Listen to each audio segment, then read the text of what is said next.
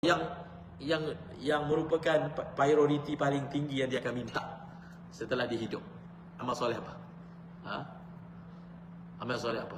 Quran sebut, ya ayyuhalladzina amanu la tulhikum amwalukum wala auladukum an dzikrillah.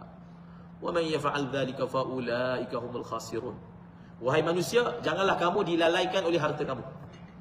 Janganlah kamu dilalaikan oleh anak pinak kamu. Hakikat tu. Allah sebut dalam ayat yang lain, sesungguhnya harta kamu dan anak kamu adalah musuh kamu. Macam mana tu? Nak faham? Allah kata, harta kita adalah musuh kita. Anak kita adalah musuh kita. Anak musuh.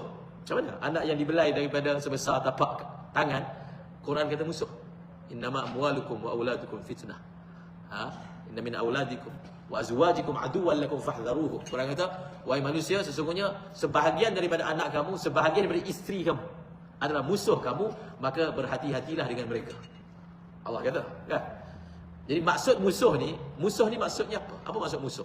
Musuh ni maksudnya orang yang mendatangkan keburukan pada kita. Itu maksud musuh. Musuh dengan makna umum, maksudnya orang yang mana daripada mereka datangnya keburukan, datangnya bahaya, datangnya malapetaka. So maksudnya ada manusia yang dia jadi rosak dengan sebab terlalu nak jaga anak dia. Ada orang dia sanggup mencuri sebab nak jaga anak. Nak redhakan isteri. Ada orang dia sanggup makan rasuah sebab ni anak. Itu maksud dia. Maksudnya kerana anak mendatangkan mudarat agama pada dia. Bukan anak tu memusuhi dengan makna cakap kasar dengan dia. Tak. Makin dia sayang anak dia, kadang-kadang menyebabkan dia jatuh rosaklah agama dia. Nabi pernah sebut, anak ni adalah majbanatun mabkhalatun. Dia kata, anak ni adalah punca satu orang jadi pengecut, dan anak adalah punca satu orang jadi bakhil. Jadi bakhil. Dia simpan duit dia, harta dia, kata nak ni ekonomi anak, lalu dia tak sedekah. Dia simpan duit dia kata ini ekonomi keluarga, lalu dia bakhil. Nabi sebut anak ni majbanah. Majbanah ni maksudnya punca jadi pengecut.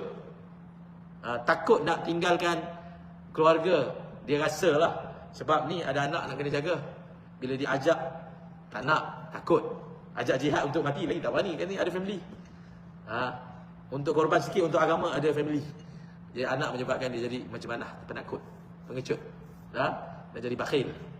Jadi itu yang dimaksudkan bahawasanya sebahagian daripada anak dan isteri adalah musuh. Musuh dengan makna yang saya sebutkan tadi. Kemudian Quran kata, wa anfiqu mimma razaqnakum. Hendaklah kamu belanjakan harta daripada apa yang kami bagi kepada kamu sebelum datang kematian.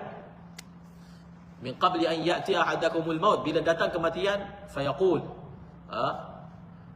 lalu dia akan kata, wahai Allah, berilah tangguh kepada kami.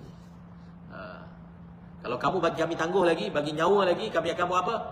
Kami akan bersedekah. Jadi ulama sebut, permohonan paling tinggi yang akan diminta oleh satu orang yang dah mati, kalau diberi nyawa balik, dia nak buat amal apa? Nak amal sedekah. Laula akhartani ila ajalin qarib asaddaqana wa la akunanna minas salihin. Aku akan sedekah. Kerana dia melihat sedekah ni amalan yang macam senang, sebab dia tak perlu guna tubuh dia, tapi dia kena guna harta dia. Tapi dia punya kesan dia besar, faedah dia, pahala, ganjaran yang dia akan perolehi daripada Allah Subhanahu Wa Taala. Jadi bicara kita pada malam ini berkaitan dengan hijrah. Sahabat